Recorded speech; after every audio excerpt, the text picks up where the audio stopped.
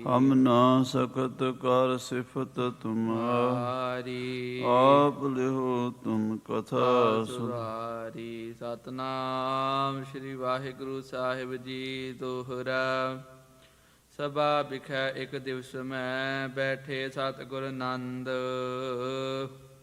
ਜੇਠ ਮਾਸ ਲੂਵਾਂ ਚਲਹੈ, 10 ਦਿਸ਼ ਤਪਤ ਬਿਲੰਦ। ਵਾਹਿਗੁਰੂ ਜੀ ਕਾ ਖਾਲਸਾ, ਵਾਹਿਗੁਰੂ ਜੀ ਕੀ ਫਤਿਹ। ਪਰਮ ਸਨਮਾਨਯੋਗ ਗੁਰੂ ਖਾਲਸਾ ਸਾਧ ਸੰਗਤ ਜੀ, ਆਪ ਜੀ ਗੁਰੂ ਚਰਨਾਂ 'ਚ ਹਾਜ਼ਰੀਆਂ ਭਰ ਕੇ ਸੰਧਿਆ ਦੇ ਦੀਵਾਨਾਂ ਵਿੱਚ ਅੰਮ੍ਰਿਤਮਈ ਗੁਰਬਾਣੀ ਦਾ ਰਸ ਮਾਣ ਰਹੇ ਹੋ। ਸੋਦਾ ਰਹਿਰਾਸ ਸਾਹਿਬ ਜੀ ਦੇ ਪਾਠ, ਆਰਤੀ ਆਰਤੀ ਦੇ ਕੀਰਤਨ ਸਰਵਣ ਕੀਤੇ ਹਨ। ਧੰਨ ਸ੍ਰੀ ਗੁਰੂ ਰਾਮਦਾਸ ਸੱਚੇ ਪਾਤਸ਼ਾਹ ਜੀ ਦੇ ਪਾਵਨ ਪ੍ਰਕਾਸ਼ ਪੁਰਬ ਦੀਆਂ ਖੁਸ਼ੀਆਂ ਪ੍ਰਾਪਤ ਕੀਤੀਆਂ ਹਨ। ਆਓ ਹੁਣ ਗੁਰੂ ਮਹਾਰਾਜ ਦਾ ਪਵਿੱਤਰ ਇਤਿਹਾਸ। 7ਵੇਂ ਪਾਤਸ਼ਾਹ ਧੰਨ ਗੁਰੂ ਹਰਿਰਾਏ ਸਾਹਿਬ ਜੀ ਦੇ ਸਾਹਿਬਜ਼ਾਦੇ ਬਾਬਾ ਰਾਮ ਰਾਏ ਜੀ, ਜੋ ਦਿੱਲੀ ਦੇ ਵਿੱਚ ਬੇਅੰਤ ਕਰਾਮਾਤਾਂ ਬਾਦਸ਼ਾਹ ਨੂੰ ਦਿਖਾਈਆਂ ਹਨ, ਉਹਨਾਂ ਦਾ ਪ੍ਰਸੰਗ ਲੜੀਵਾਰ ਚੱਲ ਰਿਹਾ ਹੈ। ਸਰਵਣ ਕਰੀਏ। ਗੁਰੂ ਘਰ ਦੇ ਖਜ਼ਾਨੇ ਵਿੱਚ ਸਾਰਾ ਕੁਛ ਹੀ ਹੈ। ਭੁਗਤ ਮੁਗਤ ਜੁਗਤ ਸਾਰਾ ਕੁਛ ਹੀ ਹੈ। ਇਹ ਜੋ ਕਰਾਮਾਤਾਂ ਸ਼ਕਤੀਆਂ ਹਨ, ਭਾਵੇਂ ਗੁਰੂ ਸਾਹਿਬ ਜੀ ਨੇ ਦਿਖਾਣੀਆਂ, ਗੁਰਮਤਿ ਅਨੁਸਾਰ ਠੀਕ ਨਹੀਂ ਜਾਣੀਆਂ। ਇਸ ਕਰਕੇ ਆਪ ਨਹੀਂ ਗਏ ਮਹਾਰਾਜ, ਕਿਉਂਕਿ ਜੇ ਸਤਿਗੁਰੂ ਜੀ ਵੀ ਜਾਂਦੇ ਤਾਂ ਉਹਨਾਂ ਨੇ ਇਹੀ ਸਵਾਲ ਕਰਨਾ ਸੀ, ਸਾਨੂੰ ਕਰਾਮਾਤ ਦਿਖਾਓ। ਅਤੇ ਬਾਦਸ਼ਾਹ ਨੂੰ ਮਹਾਰਾਜ ਕਰਾਮਾਤ ਦਿਖਾਣੀ, ਉਹਦੇ ਮੱਥੇ ਲੱਗਣਾ ਠੀਕ ਨਹੀਂ ਸੀ ਸਮਝਦੇ। ਸੋ ਆਪਣੇ ਸਾਹਿਬਜ਼ਾਦੇ ਬਾਬਾ ਰਾਮ ਰਾਏ ਜੀ ਨੂੰ ਭੇਜ ਦਿੱਤਾ। ਨਾਲੇ ਗੁਰੂ ਘਰ ਦੇ ਵਿਰੋਧੀਆਂ ਨੂੰ ਪਤਾ ਲੱਗ ਜਾਵੇ ਵੀ ਗੁਰੂ ਘਰ 'ਚ ਸਾਰਾ ਕੁਛ ਹੈ, ਅਤੇ ਆਪਣਾ ਅਸੂਲ ਵੀ ਮਰਜ਼ਾਦਾ ਵੀ ਕਾਇਮ ਰਵੇ ਕਿ ਕਰਾਮਾਤ ਗੁਰੂ ਸਾਹਿਬ ਨਹੀਂ ਦਿਖਾਉਂਦੇ ਕਿਸੇ ਨੂੰ, ਕਿਸੇ ਦੇ ਸਾਹਮਣੇ ਜਾਦੂਗਰੀ ਨਹੀਂ ਕਰਦੇ। ਇਹ ਗੱਲਾਂ ਨੂੰ ਨੀਵਾਂ ਸਮਝਦੇ ਆ ਗੁਰਮਤਿ ਆਸ਼ੇ ਤੋਂ। ਰਿੱਧ ਸਿੱਧ ਅਵਰਾ ਸਾਧ, ਇਹ ਰਿੱਧੀਆਂ ਸਿੱਧੀਆਂ ਕਰਾਮਾਤਾਂ, ਇਹ ਸਾਰੀਆਂ ਹੋਰ ਸਵਾਦ, ਫੋਕਾ ਸਵਾਦ ਜਾਣਿਆ। ਅਸਲੀ ਨਾਮ ਰਸ ਦੇ ਆਨੰਦ ਵਿੱਚ ਜਿਹੜੀ ਬਿਰਤੀ ਅਰੂੜ ਹੁੰਦੀ ਹੈ, ਉਹ ਗੁਰਮਤਿ ਦਾ ਸਭ ਤੋਂ ਸ੍ਰੇਸ਼ਟ ਸਿਧਾਂਤ ਹੈ। ਆਤਮਾ ਪ੍ਰਾਤਮਾ ਏਕੋ ਕਰੈ, ਅੰਤਰ ਕੀ ਦੁਬਿਧਾ ਅੰਤਰ ਹਰੈ। ਅਕਾਲ ਪੁਰਖ ਨਾਲ ਇਕਮਿਕ ਹੋ ਜਾਣਾ, ਇਹੀ ਸਾਡਾ ਸਾਰਿਆਂ ਦਾ ਪਰਮ ਲਕਸ਼ ਹੋਣਾ ਚਾਹੀਦਾ। ਪਰ ਜੈਸਾ ਕੋਈ ਗਾਹਕ ਹੋਵੇ, ਵਸਤੂ ਉਹੋ ਜਿਹੀ ਮਿਲਦੀ ਹੈ। ਬਾਦਸ਼ਾਹ ਅਤੇ ਬਾਦਸ਼ਾਹ ਦੇ ਦਰਬਾਰੀ ਉਸ ਪਰਮ ਤੱਤ ਦੇ ਗਾਹਕ ਹੀ ਨਹੀਂ ਹਨ। ਉਹ ਕਰਾਮਾਤਾਂ ਰਿੱਧੀਆਂ ਸਿੱਧੀਆਂ ਤੋਂ ਉੱਪਰ ਸੋਚ ਹੀ ਨਹੀਂ ਸਕਦੇ। ਉਹਨਾਂ ਦੀ ਆਮ ਲੋਕਾਂ ਦੀ ਜਿਹੜੀ ਬਿਰਤੀ ਹੈ, ਉਹ ਚਮਤਕਾਰ ਨੂੰ ਨਮਸਕਾਰ ਕਰਦੇ ਹਨ। ਇਸ ਕਰਕੇ ਬਾਬਾ ਰਾਮ ਰਾਏ ਜੀ ਨੇ ਉਹ ਭੇਜਿਆ ਸੀ। ਉਹ ਕਰਾਮਾਤਾਂ ਦਿਖਾ ਰਹੇ ਨੇ। ਅੱਗੇ ਕਥਾ ਸਰਵਣ ਕਰੀਏ। ਪ੍ਰੇਮ ਦੇ ਨਾਲ ਆਖੀਏ ਸਤਿਨਾਮ ਸ੍ਰੀ ਵਾਹਿਗੁਰੂ ਸਾਹਿਬ ਜੀ। ਸਤਿਨਾਮ ਸ੍ਰੀ ਵਾਹਿਗੁਰੂ ਸਾਹਿਬ ਜੀ। ਸਭਾ ਬਿਖੈ ਇੱਕ ਦਿਵਸ ਮੈਂ, ਬਾਦਸ਼ਾਹ ਦੀ ਕਚਹਿਰੀ ਵਿੱਚ ਬੈਠੇ ਸਤਿਗੁਰ ਨੰਦ। ਇੱਕ ਦਿਨ ਬਾਬਾ ਰਾਮ ਰਾਏ ਜੀ ਬਿਰਾਜਮਾਨ ਸਨ। ਜੇਠ ਮਾਸ ਲੂਵਾਂ ਚਲਹੈ, ਜੇਠ ਦਾ ਮਹੀਨਾ, ਗਰਮੀ ਦਾ, ਜੂਨ ਜੁਲਾਈ ਦਾ, ਬੜੀਆਂ ਲੂਆਂ ਚੱਲਦੀਆਂ ਸਨ। 10 ਦਿਸ਼ ਤਪਤ ਬਿਲੰਦ, ਸਾਰੇ ਪਾਸੇ ਬੜੀ ਤਪਸ਼ ਪੈ ਰਹੀ ਸੀ। ਬਹੁਤ ਗਰਮੀ, ਧਰਤੀ ਤਪ ਰਹੀ ਸੀ। ਜਿਵੇਂ ਕਹਿੰਦੇ ਆ ਨਾ ਵੀ ਹਾੜ ਦੇ ਮਹੀਨੇ, ਜੇਠ ਦੇ ਮਹੀਨੇ ਵਿੱਚ ਕਾਂ ਦੀ ਅੱਖ ਨਿਕਲਦੀ, ਇੰਨੀ ਗਰਮੀ ਹੁੰਦੀ ਹੈ। ਇੰਨਾ ਕਹਿਰ ਦਾ ਗਰਮੀ ਦਾ ਪ੍ਰਭਾਵ ਸੀ ਲੋਕਾਂ 'ਤੇ। ਦਿੱਲੀ ਸ਼ਹਿਰ ਵਿੱਚ ਜ਼ਿਆਦਾ ਹੀ ਮਹਿਸੂਸ ਹੁੰਦੀ ਹੈ, ਕਿਉਂਕਿ ਸੰਘਣੀ ਆਬਾਦੀ ਵੀ ਹੈ। ਬੜੀ ਭਾਰੀ ਗਰਮੀ ਪੈ ਰਹੀ ਸੀ। ਚੌਪਾਈ ਬਸਤਰ ਵਿਭੂਖਣ ਸਦਨਿ ਤੰਗ, ਕਹਿੰਦੇ ਬੜੇ ਸੋਹਣੇ ਕੱਪੜੇ, ਗਹਿਣੇ, ਬਸਤਰ, ਸੀਸ ਮਹਿਲ ਅਰ ਚਿਤਰਤ ਰੰਗ। ਬਾਦਸ਼ਾਹ ਦੇ ਉੱਚੇ ਉੱਚੇ ਮਹਿਲ, ਬਹੁਤ ਕੀਮਤੀ ਸਾਜੋ ਸਮਾਨ ਕਿਲੇ ਦੇ ਅੰਦਰ ਹੈ। ਇਤਿਆਦਿਕ ਸਗਰੇ ਤਪਤਾਏ, ਇਸ ਪ੍ਰਕਾਰ ਸਾਰਾ ਕੁਝ ਹੀ ਤਪਿਆ ਹੋਇਆ। ਭਾਵ ਮਹਿਲ ਵੀ ਤਪੇ ਹੋਏ ਨੇ, ਔਰ ਸਾਧ ਸੰਗਤ ਜੀ ਕੱਪੜੇ ਵੀ ਤਪੇ ਹੋਏ ਨੇ, ਨਹਿ ਸੀਤਲਤਾ ਕਤਹੂ ਪਾਏ। ਔਰ ਕਿਤੇ ਸੀਤਲਤਾ ਦਾ ਨਾਮੋ ਨਿਸ਼ਾਨ ਨਜ਼ਰ ਨਹੀਂ ਆਉਂਦਾ, ਕਿਤੇ ਠੰਡਕ ਨਹੀਂ ਹੈ। ਪ੍ਰਿਥੀ ਆਕਾਸ਼ ਸਗਲ ਤਪਤਾਇਓ। ਧਰਤੀ ਆਕਾਸ਼ ਸਾਰਾ ਹੀ ਤਪਸ਼ ਨਾਲ ਤਪ ਰਿਹਾ ਹੈ। ਮਨੋ ਤੇਜ ਅਗਨੀ ਦਿਪਤਾਇਓ। ਮਾਨੋ ਅੱਗ ਪੈ ਰਹੀ ਹੈ, ਇੰਨਾ ਤੇਜ ਤਪ ਰਿਹਾ ਹੈ। ਸਭਾ ਬਿਖੈ ਨੋ ਰੰਗ ਨੇ ਕਹਿਓ। ਬਾਦਸ਼ਾਹ ਨੇ ਬਾਬਾ ਰਾਮ ਰਾਏ ਜੀ ਨੂੰ ਕਿਹਾ ਸਭਾ ਦੇ ਵਿੱਚ, ਆਜ ਤਪਤ ਅਤਸ਼ੈ ਜਨ ਦਹਿਓ। ਕਹਿੰਦੇ ਅੱਜ ਬੜੀ ਗਰਮੀ ਪੈ ਰਹੀ ਹੈ, ਬਹੁਤ ਤਪਸ਼ ਪੈ ਰਹੀ ਹੈ, ਬੜੀਆਂ ਤੇਜ਼ ਲੂਆਂ ਚੱਲ ਰਹੀਆਂ ਨੇ, ਗਰਮੀ ਸਹਾਰੀ ਨਹੀਂ ਜਾਂਦੀ। ਗੁਰ ਨੰਦਨ ਨਿਜ ਬਾਗ ਉਚਾਰੋ। ਬਾਬਾ ਜੀ ਕੋਈ ਬਚਨ ਕਰੋ, ਕਿਰਪਾ ਕਰੋ, ਇੰਨੀ ਗਰਮੀ ਤੋਂ ਬਚਾਓ ਸਾਨੂੰ। ਮਿਠੈ ਤਪਤ ਸੀਤਲਤਾ ਠਾਰੋ। ਹਾਂ, ਇੰਨੀ ਜਿਹੜੀ ਤਪਸ਼ ਪੈ ਰਹੀ ਹੈ ਇਹ ਤਾਂ ਸਾਹ ਘੁੱਟਦੀ ਹੈ। ਕਈ ਵਾਰੀ ਗਰਮੀ ਇਤਨੀ ਜ਼ਿਆਦਾ ਹੋ ਜਾਂਦੀ ਵੀ ਬੰਦਾ ਝੱਲ ਹੀ ਨਹੀਂ ਸਕਦਾ, ਕਈ ਤਾਂ ਗਰਮੀ ਨਾਲ ਬੇਹੋਸ਼ ਹੀ ਹੋ ਜਾਂਦੇ ਆ ਮਾੜੇ ਬੰਦੇ। ਤੋ ਗਰਮੀ ਸਹੀ ਨਹੀਂ ਜਾ ਰਹੀ, ਬਾਬਾ ਜੀ ਕਰੋ ਕਿਰਪਾ, ਕੋਈ ਗਰਮੀ ਨੂੰ ਦੂਰ ਕਰੋ। ਸਭਾ ਬਿਖੈ ਸੀਤਲ ਪਹਿ ਪਾਉਨ। ਹਾਂ, ਇੱਥੇ ਠੰਡੀ ਹਵਾ ਚੱਲ ਪਵੇ, ਸਭਾ ਵਿੱਚ ਬੈਠੇ ਲੋਕਾਂ ਨੂੰ ਥੋੜਾ ਜਿਹਾ ਸਾਹ ਆਵੇ, ਜਿਸ ਤੇ ਸੁਖਦਾਇਕ ਹੋਏ ਭਾਉਨ। ਗਰਮੀ ਤੋਂ ਨਿਜਾਤ ਮਿਲ ਜਾਵੇ, ਇਸ ਮਹਿਲ ਦੇ ਵਿੱਚ ਸੁੱਖ ਮਿਲੇ ਸਾਰਿਆਂ ਨੂੰ। ਇਹ ਕਿਰਪਾ ਕਰੋ ਮਹਾਂਪੁਰਸ਼ੋ। ਸਭ ਹਨ ਕੇ ਚਿਤ ਵਿਆਕੁਲ ਅਹੇ। ਸਾਰਿਆਂ ਦੇ ਮਨ ਬੜੇ ਵਿਆਕੁਲ ਹਨ, ਚਿੱਤ ਬੜੇ ਵਿਆਕੁਲ ਹਨ। ਮਹਾ ਕਾਮ ਜਨ ਤਨ ਕੋ ਦਹੇ। ਇੰਨੀ ਗਰਮੀ ਹੈ ਮਾਨੋ ਸਰੀਰ ਨੂੰ ਸਾੜੀ ਜਾਂਦੀ ਹੈ। ਸੀਤਲ ਮੰਦ ਸਮੀਰ ਚਲਾਵੋ। ਬਾਬਾ ਜੀ ਕੋਈ ਰੁਮਕ ਰੁਮਕ ਕੇ ਚੱਲਣ ਵਾਲੀ ਠੰਡੀ ਠੰਡੀ ਸੀਤਲ ਹਵਾ ਚਲਾਓ। ਸਭ ਕੋ ਸੁਖ ਦਿਓ ਤਪਤ ਮਿਟਾਵੋ। ਬਾਬਾ ਜੀ ਸਾਰਿਆਂ ਨੂੰ ਸੁੱਖ ਮਿਲੇ, ਸਾਰਿਆਂ ਦੀ ਤਪਸ਼ ਗਰਮੀ ਜਿਹੜੀ ਜੇਠ ਹਾੜ ਦੀ ਸਾਨੂੰ ਸਾੜ ਰਹੀ ਹੈ ਇਹ ਦੂਰ ਹੋ ਜਾਵੇ। ਸੁਨ ਸ੍ਰੀ ਰਾਮ ਰਾਏ ਬਚ ਕਹੇ। ਔਰੰਗਜ਼ੇਬ ਦੇ ਬਚਨ ਸੁਣ ਕੇ ਬਾਬਾ ਰਾਮ ਰਾਏ ਜੀ ਬੋਲੇ, ਹੋਏ ਸੀਤਲ ਜੈਸੇ ਚਿਤ ਰਹੇ। ਕੋਈ ਗੱਲ ਨਹੀਂ ਬਾਦਸ਼ਾਹ, ਜੇ ਤੁਸੀਂ ਠੰਡਕ ਚਾਹੁੰਦੇ ਹੋ ਤੇ ਹੁਣੇ ਸੀਤਲ ਹਵਾ ਚੱਲ ਪੈਂਦੀ ਹੈ। ਤ੍ਰੈ ਬਿਦ ਕੀ ਸਮੀਰ ਆਵੇ ਆਵੈ। ਤਿੰਨ ਤਰ੍ਹਾਂ ਦੀ ਹਵਾ ਹੁਣ ਆਵੇਗੀ। ਰੁੱਤ ਬਸੰਤ ਸਭ ਕੋ ਬਿਦਤਾਵੈ। ਹਾਂ, ਜਿਵੇਂ ਬਸੰਤ ਰੁੱਤ ਦੇ ਵਿੱਚ ਸੋਹਣੀ ਮੌਸਮ ਹੋ ਜਾਂਦੀ ਹੈ, ਸਾਰੇ ਬਾਗਾਂ ਦੇ ਵਿੱਚ ਫੁੱਲ ਤੇ ਫਲ ਖਿੜ ਜਾਂਦੇ ਹਨ, ਫੁੱਲਾਂ ਦੇ ਉੱਤੇ ਨਵੀਂ ਬਹਾਰ ਆ ਜਾਂਦੀ, ਸਾਰੀ ਧਰਤੀ ਬਸੰਤ ਰੁੱਤ ਵਿੱਚ ਖਿੜ ਜਾਂਦੀ। ਮੌਲੀ ਧਰਤੀ, ਮੌਲਿਆ ਆਕਾਸ਼, ਘਟ ਘਟ ਮੌਲਿਆ ਆਤਮ ਪ੍ਰਗਾਸ਼, ਇਸ ਤਰ੍ਹਾਂ ਦਾ ਵਾਤਾਵਰਣ ਕਰ ਦਿੰਦੇ ਹਾਂ। ਜਿਸ ਕੋ ਹੋਏ ਸਪਰਸ਼ ਤਨ ਆਏ। ਇਹੋ ਜਿਹੀ ਹਵਾ ਚੱਲੇਗੀ ਜਿਹੋ ਜਿਹੀ ਬਸੰਤ ਰੁੱਤ ਵਿੱਚ ਚੱਲਦੀ ਹੈ, ਸਾਰਿਆਂ ਦੇ ਸਰੀਰ ਨੂੰ ਆ ਕੇ ਜਿਸ ਨੂੰ ਵੀ ਛੂਹੇਗੀ ਅਧਿਕ ਮੋਦ ਚਿਤ ਕੋ ਉਪਜਾਏ। ਮਨ ਵਿੱਚ ਭਾਰੀ ਖੁਸ਼ੀ ਪੈਦਾ ਕਰੇਗੀ, ਪ੍ਰਸੰਨਤਾ ਪੈਦਾ ਕਰੇਗੀ। ਗ੍ਰਿਖਮ ਝਾਰ ਮਿਟੇ ਅਬ ਐਸੇ। ਆ ਜਿਹੜੇ ਇੰਨੀ ਜ਼ਿਆਦਾ ਗਰਮੀ ਹੈ, ਤਪਸ਼ ਹੈ, ਇਹ ਮਿਟ ਜਾਏਗੀ। ਸੂਰਜ ਉਦੇ ਇਮਰ ਤਿਮਰ ਗਨ ਜੈਸੇ। ਜਿਵੇਂ ਹਨੇਰਾ ਸੂਰਜ ਦੇ ਚੜ੍ਹਨ ਨਾਲ ਮਿਟ ਜਾਂਦਾ ਹੈ, ਉਸ ਹਵਾ ਨਾਲ ਇਹ ਲੂਆਂ ਹਟ ਜਾਣਗੀਆਂ। ਇਮ ਕਹਿਓ ਸੁਖਦਾਇਕ ਪਾਉਨ। ਇਹ ਬਚਨ ਕਹਿੰਦਿਆਂ ਹੀ ਜਦੋਂ ਬਾਬਾ ਜੀ ਰਾਮ ਰਾਏ ਜੀ ਨੇ ਆਪਣੇ ਮੁਖ ਤੋਂ ਇਸ ਤਰ੍ਹਾਂ ਦੇ ਬਚਨ ਕਹੇ, ਨਾਲ ਲੱਗਦਿਆਂ ਹੀ ਸੁਖ ਦੇਣ ਵਾਲੀ ਹਵਾ ਚੱਲ ਪਈ। ਚਾਲੀ ਤ੍ਰੈ ਬਿਦ ਕੀ ਤਿਸ ਭਾਉਨ। ਕਹਿੰਦੇ ਜਿਵੇਂ ਹਵਾ ਰੁਮਕ ਰੁਮਕ ਕੇ ਬਸੰਤ ਰੁੱਤ ਵਿੱਚ ਚੱਲਦੀ ਹੈ, ਉੱਦਾਂ ਦੀ ਚੱਲੀ। ਤਿੰਨ ਤਰ੍ਹਾਂ ਦੀ ਹਵਾ ਦੱਸਦੇ ਬਾਬਾ ਜੀ ਨੇ ਚਲਾਈ ਉੱਥੇ। ਮਹਿਦ ਸੁਗੰਧਤ ਆਨੰਦ ਉਪਾਵਤ। ਇੱਕ ਤਾਂ ਉਹਦੇ 'ਚ ਸੁਗੰਧੀ ਸੀ, ਖੁਸ਼ਬੂ ਆਉਂਦੀ ਸੀ। ਮੰਦ ਮੰਦ ਸੀਤਲ ਚਲ ਆਵਤ। ਦੂਸਰੀ ਹੌਲੇ ਹੌਲੇ ਰੁਮਕ ਰੁਮਕ ਕੇ ਚੱਲਦੀ ਸੀ। ਬਹੁਤੀ ਤੇਜ਼ ਹਵਾ ਹੋਵੇ ਉਹ ਵੀ ਤੂਫਾਨ ਹਨੇਰੀ, ਉਹ ਥੋੜ੍ਹਾ ਚਾਹੀਦੀ ਹੈ, ਤੇ ਬਿਲਕੁਲ ਹੀ ਨਾ ਹੋਵੇ ਉਹ ਵੀ ਮਾੜੀ ਹੈ। ਰੁਮਕ ਰੁਮਕ ਕੇ ਥੋੜ੍ਹੀ ਥੋੜ੍ਹੀ ਸੁਗੰਧੀ ਵਾਲੀ ਹਵਾ ਚੱਲ ਰਹੀ ਹੈ। ਸੀਤਲ ਚਲ ਆਵਤ। ਸਿਆ ਠੰਡੀ ਵੀ ਹੈ। ਕਭੂ ਨਾ ਆਗੇ ਸੁਨੀ ਨਾ ਹੇਰੀ।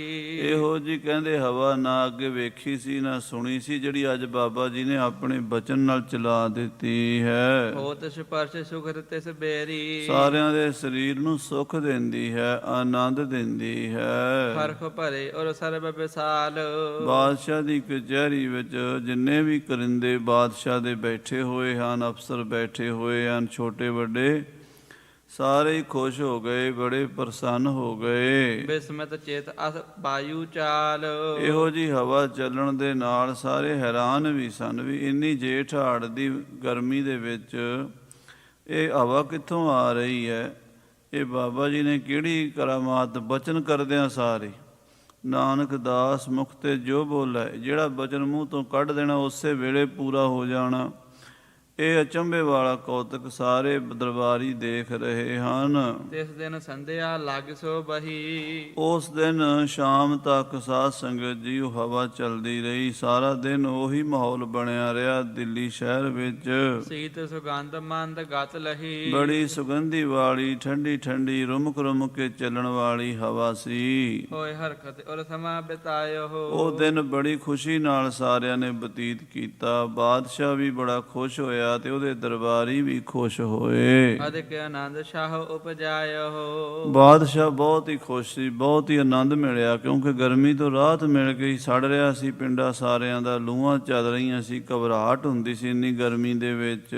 ਪੁਨ ਇੱਕ ਬਾਸੁਰ ਸਭਾ ਸੋ ਆਏ, ਫਿਰ ਇੱਕ ਦਿਨ ਬਾਬਾ ਰਾਮ ਰਾਏ ਜੀ ਬਾਦਸ਼ਾਹ ਦੀ ਕਚਹਿਰੀ 'ਚ ਆਏ ਹਨ। ਲਗਨ ਸਮਾਦ ਬਰਤੰਤ ਚਲਾਏ, ਉੱਥੇ ਕੋਈ ਗੱਲ ਚੱਲ ਰਹੀ ਸੀ ਸਮਾਧੀ ਲੱਗਣ ਬਾਰੇ, ਕਿਉਂਕਿ ਯੋਗ ਦੇ ਵਿੱਚ ਯੋਗ ਦੇ 8 ਅੰਗ ਹਨ। ਸਮਾਧੀ ਬਹੁਤ ਉੱਚਾ ਸਮਾਧੀ, ਅਸੀਂ ਤਾਂ ਉਹਦਾ ਅੱਖਾਂ ਮੀਚਣ ਨੂੰ ਸਮਝਦੇ ਹਾਂ ਵੀ ਅੱਖਾਂ ਮੀਚ ਕੇ ਬਹਿ ਗਿਆ ਸਮਾਧੀ ਲੱਗ ਗਈ। ਸਮਾਧੀ ਜਿੱਥੇ ਮਨ ਬੁੱਧ ਚਿੱਤ ਅਹੰਕਾਰ ਸਮਾ ਜਾਂਦੇ ਹਨ, ਲੀਨ ਹੋ ਜਾਂਦੇ ਹਨ, ਬਿਰਤੀਆਂ ਸਾਰੀਆਂ ਨਿਰੋਧ ਹੋ ਜਾਂਦੀਆਂ ਨੇ, ਇੱਕ ਸਰੂਪ ਵਿੱਚ ਲੀਨਤਾ ਹੋ ਜਾਂਦੀ ਹੈ। ਤੋਹੀ ਮੋਹੀ ਮੋਹੀ ਤੋਹੀ ਅੰਤਰ ਕੈਸਾ, ਜੀਵ ਈਸ਼ ਦਾ ਭੇਦ ਮਿਟ ਜਾਂਦਾ ਹੈ, ਭਗਤ ਭਗਵਾਨ ਦਾ ਭੇਦ ਮਿਟ ਜਾਂਦਾ, ਉਸ ਨੂੰ ਸਮਾਧੀ ਕਹਿੰਦੇ ਹਨ।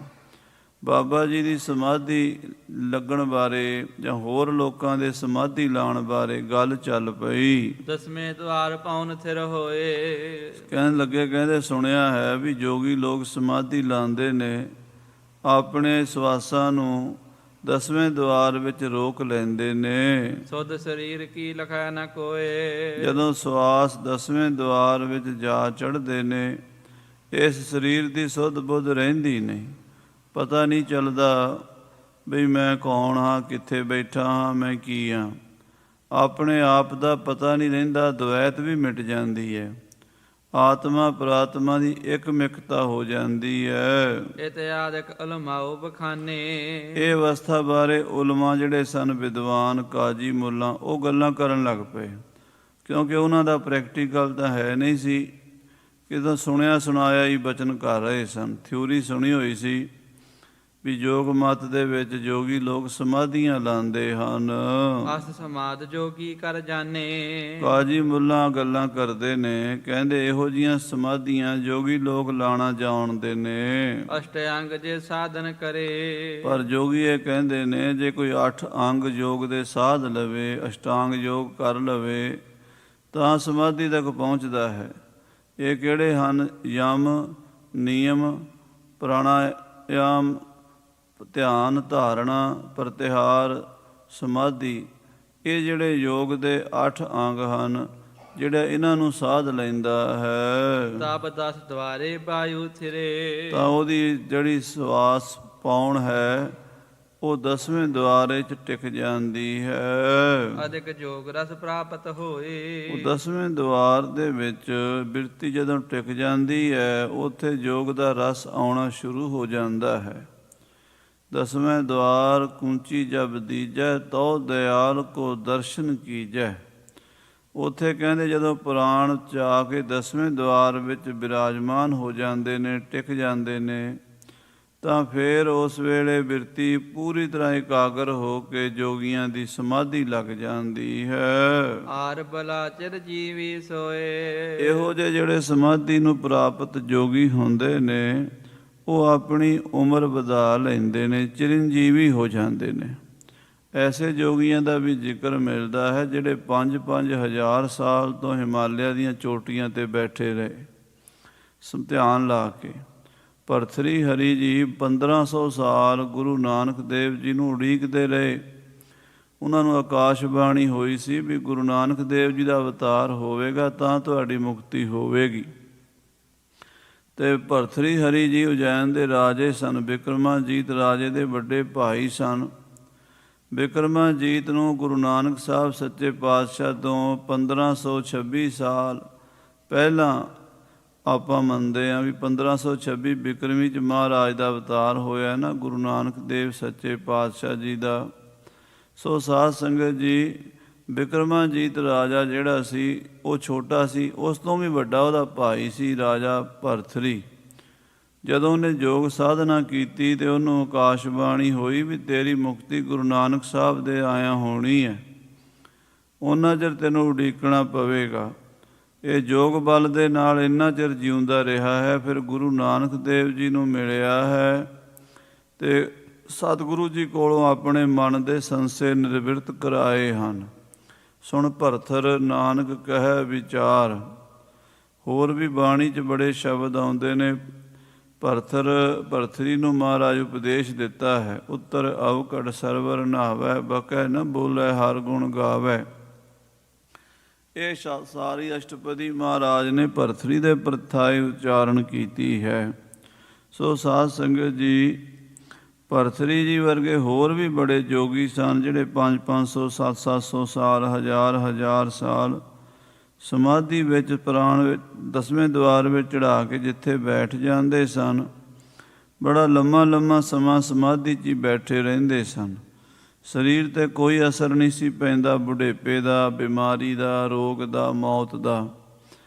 ਇਹ ਵਿਦਿਆ ਬਾਰੇ ਕਾਜ਼ੀਆਂ ਨੇ ਗੱਲ ਛੇੜੀ ਹੈ ਵੀ ਅਸੀਂ ਸੁਣਿਆ ਹੈ ਵੀ ਜੋਗੀਆਂ ਦੇ ਕੋਲ ਬਿਰਤੀ ਲਾਉਣ ਦੀ, ਧਿਆਨ ਲਾਉਣ ਦੀ, ਸਮਾਧੀ ਲਾਉਣ ਦੀ ਇੱਕ ਜੁਗਤੀ ਹੁੰਦੀ ਹੈ। ਗੋਰਖ ਕਠਨ ਪੰਥ ਉਪਰਾਜਾ। ਕਹਿਣ ਲੱਗੇ ਗੋਰਖਨਾਥ ਨੇ ਬੜਾ ਕਠਨ ਪੰਥ ਚਲਾਇਆ ਹੈ। ਗੋਰਖਨਾਥ ਨੇ ਆਪਣੇ ਚੇਲੇ ਰਾਜੇ ਮਹਾਰਾਜੇ ਬਣਾਏ ਹਨ। ਸਿੱਖ ਕਰੇ ਤਿਨ ਵੱਡ ਰਾਜਾ। ਵੱਡੇ ਰਾਜਿਆਂ ਨੂੰ ਆਪਣਾ ਚੇਲਾ ਬਣਾਇਆ। ਇਹ ਪੰਕਤੀ ਭਾਈ ਸੰਤੋਖ ਸਿੰਘ ਜੀ ਨੇ ਸ੍ਰੀ ਦਸਮ ਪਾਤਸ਼ਾਹ ਗੁਰੂ ਗੋਬਿੰਦ ਸਿੰਘ ਸਾਹਿਬ ਜੀ ਦੀ ਬਾਣੀ ਬਚਿੱਤਰ ਨਾਟਕ ਵਿੱਚੋਂ ਚੁੱਕੀ ਹੈ। ਇੱਕ ਅੱਖਰ ਵਧਾਇਆ ਇੱਥੇ। ਉੱਥੇ ਮਹਾਰਾਜ ਨੇ ਲਿਖਿਆ ਸਿੱਖ ਕਰੇ ਤਿਨਹੂ ਵੱਡ ਰਾਜਾ। ਇੱਥੇ ਭਾਈ ਸਾਹਿਬ ਲਿਖਦੇ ਸਿੱਖ ਕਰੇ ਤਿਨ ਵੱਡ ਰਾਜਾ।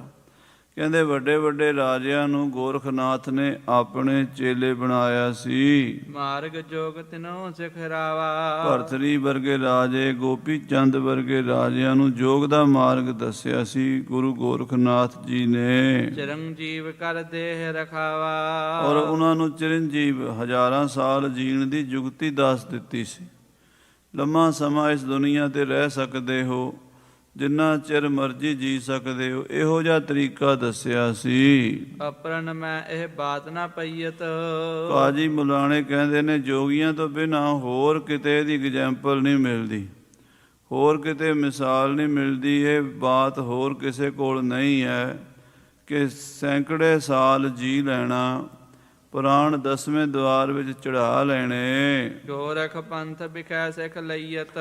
ਗੋਰਖਨਾਥ ਜੀ ਦੇ ਪੰਥ ਵਿੱਚ ਹੀ ਇਹ ਮਾਰਗ ਹੈ ਵੀ ਉਹ ਪ੍ਰਾਣਾਂ ਨੂੰ 10ਵੇਂ ਦੁਆਰ ਵਿੱਚ ਚੜ੍ਹਾ ਕੇ ਤੇ ਬੜਾ ਲੰਮਾ ਸਮਾਂ ਜੀ ਲੈਂਦੇ ਹਨ ਯੋਗ ਦੇ ਬਲ ਨਾਲ। ਸੁਨਤ ਸਾਹੋ ਨੇ ਤਬੈ ਬਖਾਨਾ। ਇਹ ਸੁਣ ਕੇ ਕੋਲ ਬੈਠਿਆ ਬਾਦਸ਼ਾਹ ਔਰੰਗਜ਼ੇਬ ਕਹਿਣ ਲੱਗਾ, ਸੁਨੋ ਗੁਰੂ ਸੋ ਤੁਮ ਪੀ ਜਾਨਾ। ਕਹਿਣ ਲੱਗਾ ਬਾਬਾ ਰਾਮ ਰਾਏ ਜੀ, ਕੀ ਤੁਸੀਂ ਵੀ ਯੋਗ ਬਾਰੇ ਕੁਝ ਜਾਣਦੇ ਹੋ? ਕੀ ਗੁਰੂ ਨਾਨਕ ਦੇਵ ਜੀ ਨੇ ਯੋਗ ਬਾਰੇ ਆਪਣੇ ਸਿੱਖਾਂ ਨੂੰ ਕੁਝ ਦੱਸਿਆ ਕਿ ਨਹੀਂ ਦੱਸਿਆ? ਗੋਰਖਨਾਥ ਜੀ ਨੇ ਤਾਂ ਯੋਗ ਬਾਰੇ ਬਹੁਤ ਦੱਸਿਆ, ਪਰ ਗੁਰੂ ਨਾਨਕ ਜੀ ਦਾ ਮਤ ਕੈਸਾ ਹੈ? ਲਾਵਤ ਹੋ ਸਮਾਧ ਕੈ ਨਾਹੀ। ਕੀ ਤੁਹਾਡੇ ਮਤ ਵਿੱਚ ਸਮਾਧ ਲਾਣੀ ਆਉਂਦੀ ਕਿਸੇ ਨੂੰ? ਜਿਹੜੀ ਵਿਦਿਆ ਗੋਰਖਨਾਥ ਜੀ ਕੋਲ ਸੀ ਜਾਂ ਉਹਦੇ ਚੇਲਿਆਂ ਕੋਲ ਸੀ ਸਮਾਧੀ ਲਾਣ ਦੀ, ਧਿਆਨ ਲਾ ਕੇ ਸਮਾਧੀ ਲਾ ਕੇ ਲਗਾਤਾਰ ਕਈ ਮਹੀਨੇ ਕਈ ਸਾਲ ਬਹਿ ਜਾਂਦੇ ਸੀਗੇ ਤੇ ਆਪਣੇ ਸਰੀਰ ਨੂੰ ਉਸੇ ਤਰ੍ਹਾਂ ਕਾਇਮ ਰੱਖਦੇ ਸੀ ਜਿਵੇਂ ਬਿਲਕੁਲ ਨਵਾਂ ਤਾਜ਼ਾ ਹੁੰਦਾ ਹੈ। ਬੁੱਢੇ ਨਹੀਂ ਹੋਣਾ, ਬਿਮਾਰ ਨਹੀਂ ਹੋਣਾ ਤੇ ਮਰਨਾ ਵੀ ਨਹੀਂ ਛੇਤੀ। ਉਹ ਜਿਹੜੀ ਅਵਸਥਾ ਹੈ ਕੀ ਤੁਹਾਡੇ ਕੋਲ ਵੀ ਹੈ? ਤੁਸੀਂ ਵੀ ਇੱਦਾਂ ਸਮਾਧੀ ਲਾ ਸਕਦੇ ਹੋ ਬਾਬਾ ਜੀ। ਔਰ ਮਹਤ ਗੁਣ ਗਨ ਤੁਮ ਮਾਹੀ। ਤੁਹਾਡੇ 'ਚ ਹੋਰ ਤਾਂ ਬੜੇ ਗੁਣ ਵੇਖੇ ਨੇ, ਸਾਰੀਆਂ ਸ਼ਕਤੀਆਂ ਵੇਖੀਆਂ ਨੇ, ਪਰ ਅਸੀਂ ਇਹ ਜਾਣਨਾ ਚਾਹੁੰਦੇ ਹਾਂ ਵੀ ਤੁਹਾਡੇ ਕੋਲ ਇਹ ਵਿਦਿਆ ਵੀ ਹੈ ਜਿਹੜੀ ਸਮਾਧੀ ਲਾਉਣ ਵਾਲੀ ਹੋਵੇ। ਸੁਨ ਸ੍ਰੀ ਰਾਮ ਰਾਏ ਨੇ ਕਹਿਓ। ਸੁਣ ਕੇ ਬਾਬਾ ਰਾਮ ਰਾਏ ਜੀ ਕਹਿਣ ਲੱਗੇ, ਹਮਰੇ ਸ੍ਰੀ ਨਾਨਕ ਜਿਮ ਚਹਿਓ। ਦੇਖੋ ਬਾਦਸ਼ਾਹ, ਸਾਡੇ ਗੁਰੂ ਮਹਾਰਾਜ ਸ੍ਰੀ ਗੁਰੂ ਨਾਨਕ ਦੇਵ ਜੀ ਜਿਵੇਂ ਚਾਹੁੰਦੇ ਹਨ ਸੋ ਬਿਦ ਕਰਤੇ ਰਹੇ ਬਿਸਾਲਾ। ਉਦਾਂ ਹੀ ਆਪਣੀ ਮਰਜ਼ੀ ਨਾਲ ਕਰਦੇ ਰਹੇ ਹੈ। ਉਹਨਾਂ ਨੇ ਜਿਹੜੀ ਸਹਿਜ ਸਮਾਧੀ ਦਿੱਤੀ ਹੈ, ਇੱਕ ਸਮਾਧੀ ਹੈ ਜਿਹੜੀ ਜੋਗੀ ਲਾਉਂਦੇ ਹਨ ਅਤੇ ਉਹ ਧਿਆਨ ਲਾ ਕੇ 10ਵੇਂ ਦੁਆਰ ਵਿੱਚ ਰਹਿਤ ਕਰੇ, ਉੱਥੇ ਟਿਕਦੇ ਹਨ ਅਤੇ ਕਈ ਮਹੀਨੇ ਕਈ ਸਾਲ ਬਹਿੰਦੇ। ਉਹ ਗੱਲ ਵੀ ਅਸੀਂ ਸੁਣੀ ਹੈ, ਜਾਣਦੇ ਹਾਂ। ਪਰ ਬਾਬੇ ਨਾਨਕ ਦੀ ਜਿਹੜੀ ਸਮਾਧੀ ਹੈ ਉਹ ਸਹਿਜ ਸਮਾਧੀ ਹੈ। ਹਰ ਵੇਲੇ ਤੁਰਦਿਆਂ ਫਿਰਦਿਆਂ, ਖਾਂਦਿਆਂ ਪੀਂਦਿਆਂ, ਕੰਮਕਾਰ ਕਰਦਿਆਂ ਵੀ ਧਿਆਨ ਵਾਹਿਗੁਰੂ ਦੇ ਵਿੱਚ ਲੀਨ ਹੀ ਹੈ। ਕੀਰਤਨ ਨਾਲ ਸਮਾਧੀ ਲਾਈ ਹੈ, ਕਥਾ ਨਾਲ ਸਮਾਧੀ ਲਾਈ ਹੈ, ਪਰਮੇਸ਼ਰ ਦੇ ਭਜਨ ਨਾਲ ਸਮਾਧੀ ਲਾਈ ਹੈ। ਗੁਰੂ ਨਾਨਕ ਦੇਵ ਜੀ ਦਾ ਇਹ ਮਾਰਗ ਹੈ। ਕਰਨ ਸਮਾਧ ਸੁਪੰਥ ਸੁਖਾਲਾ। ਮਹਾਰਾਜ ਗੁਰੂ ਨਾਨਕ ਦੇਵ ਜੀ ਦੇ ਰਸਤੇ ਸਮਾਧੀ ਲਾਉਣੀ ਸੌਖੀ ਹੈ। ਸੌਖੀ ਸਮਾਧੀ ਆਪਣੇ ਸਿੱਖਾਂ ਨੂੰ ਸਹਿਜ ਸਮਾਧੀ ਸੱਚੇ ਪਾਤਸ਼ਾਹ ਜੀ ਨੇ ਦਿੱਤੀ ਹੈ। ਸਤਿਗੁਰ ਘਰ ਮੈਂ ਸਭ ਕਿਛ ਪਈਅਤ। ਪਰ ਬਾਦਸ਼ਾਹ, ਇਹ ਗੁਰੂ ਨਾਨਕ ਦੇਵ ਜੀ ਦੇ ਘਰ 'ਚ ਸਾਰਾ ਕੁਝ ਹੈ, ਸਾਰਾ ਕੁਝ ਹੈ। ਨੈਗੇਟਿਵ ਪੋਜ਼ੀਟਿਵ ਸਾਰਾ ਕੁਝ ਹੁੰਦਾ। ਸਾਧ ਸੰਗਤ ਜੀ, ਜੇ ਘਰ ਦੇ ਰਾਜੇ ਮਹਾਰਾਜਿਆਂ ਦੇ ਘਰ ਹੁੰਦੇ ਨਾ, ਉੱਥੇ ਸਾਰਾ ਕੁਝ ਹੁੰਦਾ ਹੈ। ਜੇ ਕਿਸੇ ਚੀਜ਼ ਦੀ ਕਮੀ ਹੋਵੇ ਤਾਂ ਕਹਿੰਦੇ ਬਾਦਸ਼ਾਹ ਦੇ ਘਰ 'ਚ ਕਮੀ ਹੈ। ਗੁਰੂ ਨਾਨਕ ਦੇ ਘਰ 'ਚ ਕਮੀ ਕੋਈ ਨਹੀਂ। ਅੱਜ ਕੱਲ੍ਹ ਸਾਡੇ ਕੁਝ ਭਰਾ ਇੱਕ ਪਾਸਾ ਫੜ ਲੈਂਦੇ ਆ, ਦੂਜਾ ਪਾਸਾ ਵੇਖਦੇ ਨਹੀਂ। ਉਹਨਾਂ ਨੂੰ ਇਹ ਨਹੀਂ ਪਤਾ ਵੀ ਇਸ ਚੀਜ਼ ਦੀ ਵੀ ਲੋੜ ਹੁੰਦੀ ਹੈ। ਉਹ ਕਹਿੰਦੇ ਬਸ ਜਿੰਨਾ ਕੁ ਮੈਂ ਆ ਨਾ, ਜਿਵੇਂ ਖੂਹ ਦਾ ਡੱਡੂ ਕਹਿੰਦਾ ਵੀ ਮੇਰੇ ਤੋਂ ਅੱਗੇ ਕਿਸੇ ਨੂੰ ਪਤਾ ਹੀ ਨਹੀਂ, ਸਮੁੰਦਰ ਤੇ ਹੋਣਾ ਹੀ ਨਹੀਂ ਚਾਹੀਦਾ, ਖੂਹ ਹੀ ਹੋਣਾ ਚਾਹੀਦਾ। ਪਰ ਹੁਣ ਤੇਰਾ ਖੂਹ ਨਾਲ ਗੁਜ਼ਾਰਾ ਹੁੰਦਾ, ਤੂੰ ਖੂਹ ਨਾਲ ਗੁਜ਼ਾਰਾ ਕਰੀ ਜਾ ਭਰਾਵਾ। ਪਰ ਜਿਨ੍ਹਾਂ ਦਾ ਸਮੁੰਦਰ 'ਚ ਗੁਜ਼ਾਰਾ ਹੈ ਉਹ ਖੂਹ 'ਤੇ ਨਹੀਂ ਰਹਿ ਸਕਦੇ। ਇੰਨੀ ਸੋਝੀ ਨਾਲ ਲੋਕਾਂ ਨੂੰ ਹੈ ਨਹੀਂ, ਸ਼ੰਕੇ 'ਚ ਪੈ ਜਾਂਦੇ ਆ। ਗੁਰੂ ਨਾਨਕ ਸਾਹਿਬ ਦਾ ਘਰ ਪਾਤਸ਼ਾਹਾਂ ਦਾ ਘਰ ਹੈ, ਰਾਜੇ ਮਹਾਰਾਜਿਆਂ ਦਾ ਘਰ ਹੈ। ਸਤਿਗੁਰ ਘਰ ਮੈਂ ਸਭ ਕੁਛ ਪਈਅਤ। ਇੱਥੇ ਜੋਗ ਵੀ ਹੈ, ਇੱਥੇ ਭੋਗ ਵੀ ਹੈ, ਇੱਥੇ ਸਾਰਾ ਕੁਛ ਹੈ। ਗੁਰੂ ਨਾਨਕ ਦਾ ਘਰ ਵੱਡਾ ਘਰ ਹੈ, ਸਭ ਕੁਛ ਹੈ ਘਰ ਤਿਸ ਕੈ ਬਲ ਰਾਮ ਜੀਓ। ਹਾਂਜੀ, ਭਗਤ ਗਿਆਨ ਮਹਿਮਾ ਅਦਕਈਅਤ। ਇੱਥੇ ਭਗਤੀ ਗਿਆਨ ਦੀ ਵੱਡੀ ਮਹਿਮਾ ਹੈ। ਜੋਗ ਸਾਧਨਾ ਵੀ ਹੈ। ਜੋਗ ਬਣਿਆ ਤੇਰਾ ਕੀਰਤਨ ਗਾਈ। ਕੀਰਤਨ ਵਿੱਚ ਹੀ ਜੋਗ ਬਣ ਜਾਂਦਾ, ਜਦੋਂ ਧਿਆਨ ਬਿਰਤੀ ਬਾਹਰ ਨਾ ਜਾਵੇ। ਕਿਉਂਕਿ ਯੋਗ ਦਾ ਸਭ ਤੋਂ ਵਧੀਆ ਜਿਹੜਾ ਲੱਛਣ ਮੰਨਿਆ ਜਾਂਦਾ ਹੈ, ਯੋਗ ਦੀ ਜਿਹੜੀ ਡੈਫੀਨੇਸ਼ਨ ਹੈ, ਉਹ ਪਤੰਜਲੀ ਜੀ ਨੇ ਯੋਗ ਸ਼ਾਸਤਰ ਦੇ ਪਤੰਜਲੀ ਯੋਗ ਸ਼ਾਸਤਰ ਦੇ ਪਹਿਲੇ ਸੂਤਰ ਵਿੱਚ ਲਿਖ ਦਿੱਤੀ ਹੈ। ਪਹਿਲਾ ਸੂਤਰ ਹੈ ਅਥ ਯੋਗ ਅਨੁਸ਼ਾਸਨਮ। ਹੁਣ ਯੋਗ ਦਾ ਅਨੁਸ਼ਾਸਨ ਦੱਸਣ ਲੱਗੇ ਹਾਂ। ਅਗਲਾ ਸੂਤਰ ਹੈ ਚਿੱਤ ਬਿਰਤੀ ਨਿਰੋਧਾ। ਚਿੱਤ ਦੀਆਂ ਬਿਰਤੀਆਂ ਨੂੰ ਇਕੱਠੇ ਕਰ ਲੈਣਾ। ਜਿਵੇਂ ਕੱਛੂ ਕੁੰਮਾ ਆਪਣੇ ਅੰਗਾਂ ਨੂੰ ਆਪਣੇ ਅੰਦਰ ਹੀ ਇਕੱਠੇ ਕਰ ਲੈਂਦਾ, ਕੋਈ ਖਤਰਾ ਨਹੀਂ ਰਹਿੰਦਾ, ਉੱਤੋਂ ਭਾਵੇਂ ਗੱਡੀ ਲੰਘਾ ਦਿਓ। ਇੱਦਾਂ ਜੋਗੀ ਜਿਹੜਾ ਆਪਣੇ ਮਨ ਦੀਆਂ ਬਿਰਤੀਆਂ ਨੂੰ ਬਾਹਰੋਂ ਰੋਕ ਕੇ ਅੰਦਰ ਇਕੱਠੇ ਕਰ ਲੈਣਾ, ਉਹਨੂੰ ਯੋਗ ਕਹਿੰਦੇ ਆ। ਯੋਗ ਦਾ ਸਹੀ ਲੱਛਣ ਇਹੀ ਹੈ ਵੀ ਜੁੜ ਜਾਣਾ, ਇੱਕ ਜਗ੍ਹਾ 'ਤੇ ਕੇਂਦਰਿਤ ਹੋ ਜਾਣਾ। ਭੋਗੀ ਦਾ ਕੀ ਅਰਥ ਹੈ? ਜੋਗੀ ਅਤੇ ਭੋਗੀ ਦੋ ਹਨ। ਭੋਗੀ ਉਹ ਹੈ ਜਿਹਦੇ ਭਾਗ ਹੋ ਗਏ, ਹਿੱਸੇ ਹੋ ਗਏ। ਇੱਕ ਹਿੱਸਾ ਪਤਨੀ ਕੋਲ ਚਲਾ ਗਿਆ, ਇੱਕ ਹਿੱਸਾ ਬੱਚਿਆਂ ਕੋਲ ਚਲਾ ਗਿਆ, ਇੱਕ ਹਿੱਸਾ ਸੱਜਣਾ ਮਿੱਤਰਾਂ ਕੋਲ ਚਲਾ ਗਿਆ, ਇੱਕ ਕਾਰੋਬਾਰ ਵਿੱਚ ਚਲਾ ਗਿਆ, ਬਿਜ਼ਨਸ ਵਿੱਚ, ਖੇਤੀਬਾੜੀ 'ਚ, ਦੁਕਾਨਦਾਰੀ 'ਚ। ਜਿੱਥੇ ਧਿਆਨ ਚਲਾ ਗਿਆ ਉਹ ਹੈ ਭੋਗ।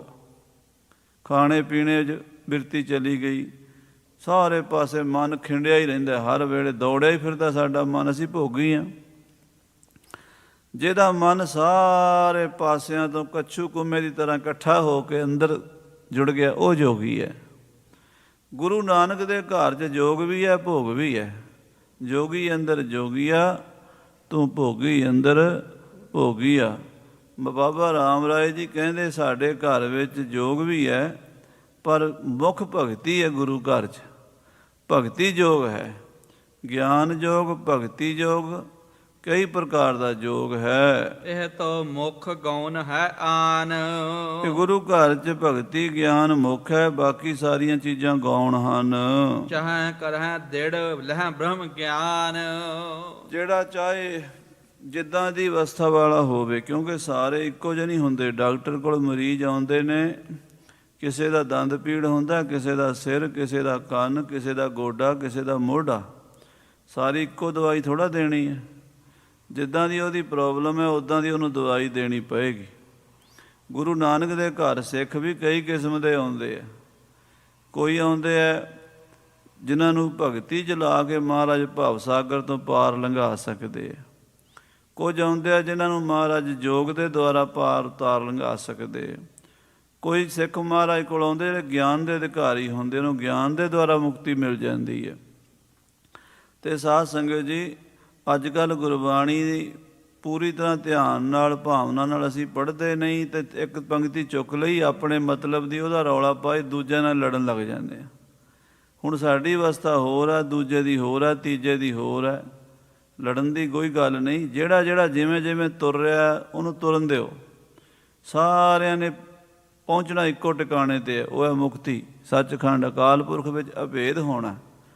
ਜੇ ਪਰਮੇਸ਼ਰ ਨਾਲ ਅਭੇਦ ਹੋ ਗਏ, ਤੁਹਾਡੀ ਸਾਰੀ ਸਾਧਨਾ ਸਫਲ ਹੋ ਜਾਏਗੀ। ਨਹੀਂ ਤਾਂ ਚੱਕਰ 'ਚ ਪਏ ਰਹੋ ਜਨਮ ਮਰਨ ਦੇ।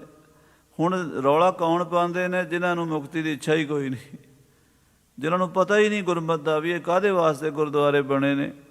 ਕਈ ਤਾਂ ਇਸੇ ਵਾਸਤੇ ਸੋਚੀ ਬੈਠੇ ਵੀ ਲੰਗਰ ਪਾਣੀ ਬਣਿਆ ਹੁੰਦਾ, ਛਕ ਛਕਾ ਕੇ ਆ ਜਾਓ। ਇਹ ਗੁਰਦੁਆਰੇ ਇਸ ਕੰਮ ਲਈ ਥੋੜ੍ਹਾ ਬਣੇ। ਲੰਗਰ ਤਾਂ ਸਾਨੂੰ ਪ੍ਰਸ਼ਾਦਾ ਛਕਣਾ ਜ਼ਰੂਰੀ ਹੈ, ਪਰ ਇਹ ਸਾਡਾ ਅੰਤਮ ਨਿਸ਼ਾਨਾ ਨਹੀਂ। ਅੰਤਮ ਨਿਸ਼ਾਨਾ ਪਰਮੇਸ਼ਰ ਦੀ ਪ੍ਰਾਪਤੀ ਹੈ। ਗੁਰਦੁਆਰੇ ਬਣੇ ਨੇ ਕਥਾ ਕੀਰਤਨ ਸੁਣਨ ਵਾਸਤੇ, ਬਹਿ ਕੇ ਪ੍ਰਮਾਤਮਾ ਨੂੰ ਯਾਦ ਕਰੀਏ, ਨਾਮ ਜਪੀਏ, ਵਾਹਿਗੁਰੂ 'ਚ ਲੀਨ ਹੋ ਜਾਈਏ। ਇਸ ਕਰਕੇ ਮਹਾਰਾਜ ਸੱਚੇ ਪਾਤਸ਼ਾਹ ਜੀ ਨੇ, ਗੁਰੂ ਨਾਨਕ ਸਾਹਿਬ ਜੀ ਨੇ ਆਪਣੇ ਮਾਰਗ ਦੇ ਵਿੱਚ ਯੋਗ ਵੀ, ਭਗਤੀ ਵੀ, ਗਿਆਨ ਵੀ, ਕਰਮ ਵੀ, ਸਾਰੀਆਂ ਚੀਜ਼ਾਂ। ਜਿਹੜਾ ਕਰਮ ਦਾ ਅਧਿਕਾਰੀ ਹੈ ਨਾ, ਉਹਨੂੰ ਮਹਾਰਾਜ ਕਹਿੰਦੇ ਭਾਂਡੇ ਮਾਂਜ, ਝਾੜੂ ਫੇਰ, ਗੁਰਦੁਆਰੇ ਲੰਗਰ ਸੇਵਾ ਕਰ। ਉਹਨੂੰ ਕਰਮ ਲਾਤਾ। ਅੰਮ੍ਰਿਤ ਵੇਲੇ ਉੱਠ, ਜੋ ਵੀ ਸਾਧਨਾ ਦੱਸੀ ਹੈ, ਰਹਿਤ ਬਹਿਤ ਦੱਸੀ ਹੈ, ਉਹਨੂੰ ਉਹਦੇ ਤਰੀਕੇ ਨਾਲ ਸਮਝਾਇਆ। ਜਿਹੜਾ ਉਸ ਤੋਂ ਥੋੜ੍ਹੇ ਹੋਰ ਉੱਪਰਲੇ ਲੈਵਲ ਦਾ ਹੈ, ਉਹਨੂੰ ਮਹਾਰਾਜ ਨੇ ਭਗਤੀ 'ਚ ਲਾਤਾ। ਜਿਹੜਾ ਭਗਤੀ ਤੋਂ ਵੀ ਗਾਂਹ ਲੰਘ ਗਿਆ, ਉਹਨੂੰ ਯੋਗ ਵਿੱਚ ਲਾਤਾ। ਇਹ ਸਟੈਪ ਬਾਈ ਸਟੈਪ ਉੱਪਰ ਚੜ੍ਹੀ ਜਾਣਾ ਹੈ।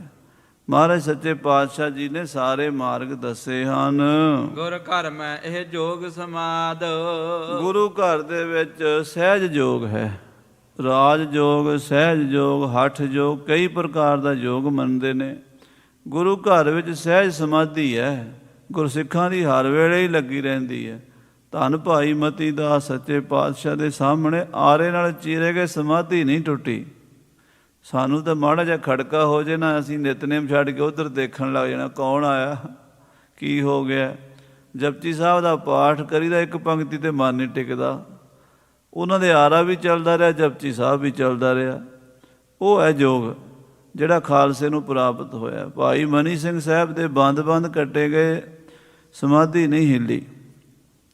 ਭਾਈ ਤਾਰੂ ਸਿੰਘ ਸਾਹਿਬ ਜੀ ਦੀ ਖੋਪਰੀ ਲਈ, ਸਮਾਧੀ ਨਹੀਂ ਟੁੱਟੀ। ਇਹ ਸਹਿਜ ਸਮਾਧ ਹੈ।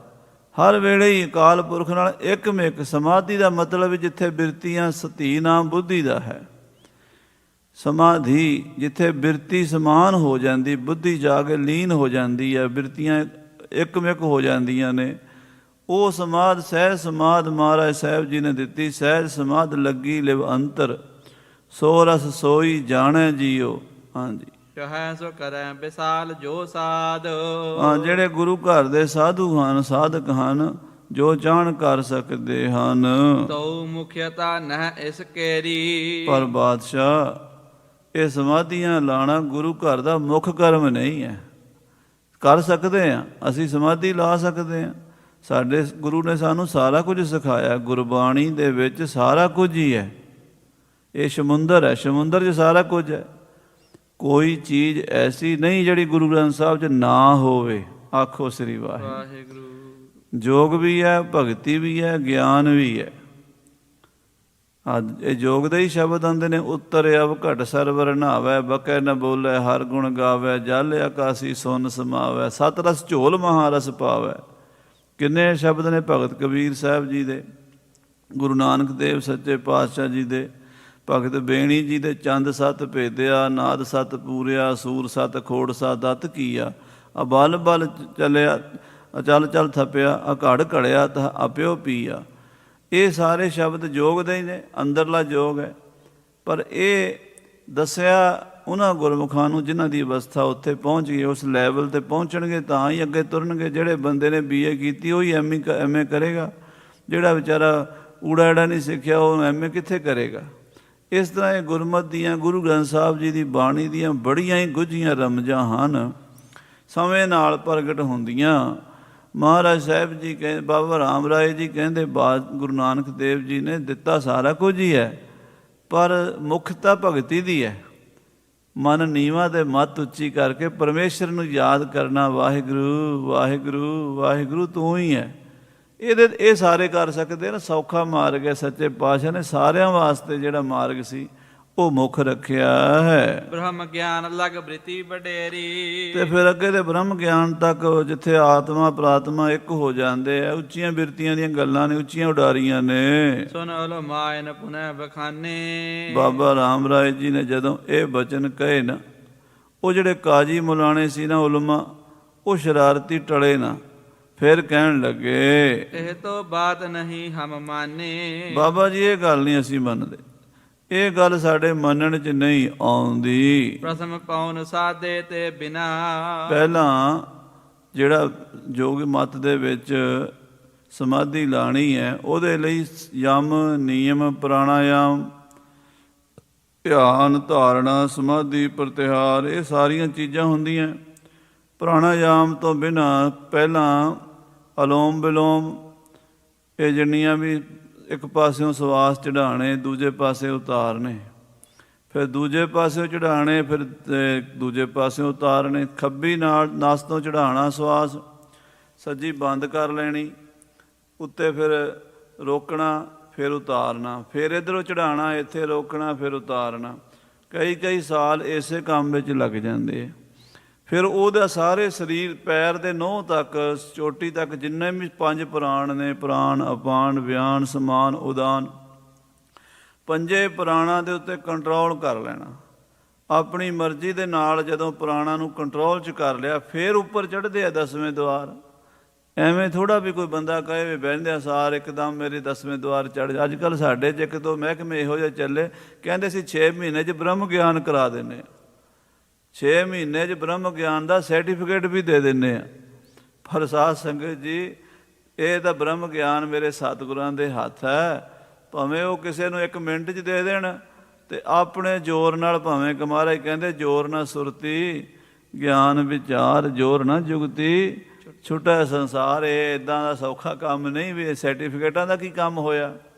ਸਰਟੀਫਿਕੇਟ ਤਾਂ ਇਹ ਦੁਨਿਆਵੀ ਤੌਰ 'ਤੇ ਅਸੀਂ ਬਣਾਈ ਬੈਠੇ ਹਾਂ ਗੱਲਾਂ। ਸਾਧ ਸੰਗਤ ਜੀ, ਇਹ ਮਾਰਗ ਹੋਰ ਹੈ। ਜੋਗਾ ਕਾ ਮਾਰਗ ਬਿਖਮ ਹੈ ਜੋਗੀ, ਗੁਰੂ ਰਾਣੀ ਦਾ ਮਾਰਗ ਬਿਖਮ ਮਾਰਗ ਹੈ, ਸੌਖਾ ਮਾਰਗ ਥੋੜ੍ਹਾ। ਫਿਰ ਤਾਂ ਸਾਰੇ ਹੀ ਜੋਗੀ ਬਣ ਜਾਣਗੇ, ਸਾਰੇ ਹੀ ਭਰਤਰੀ ਬਣ ਜਾਣਗੇ, ਸਾਰੇ ਹੀ ਗੋਪੀ ਚੰਦ ਬਣ ਜਾਣਗੇ, ਸਾਰੇ ਹੀ ਗੋਰਖਨਾਥ ਬਣ ਜਾਣਗੇ। ਉਹ ਔਖਾ ਮਾਰਗ ਹੈ।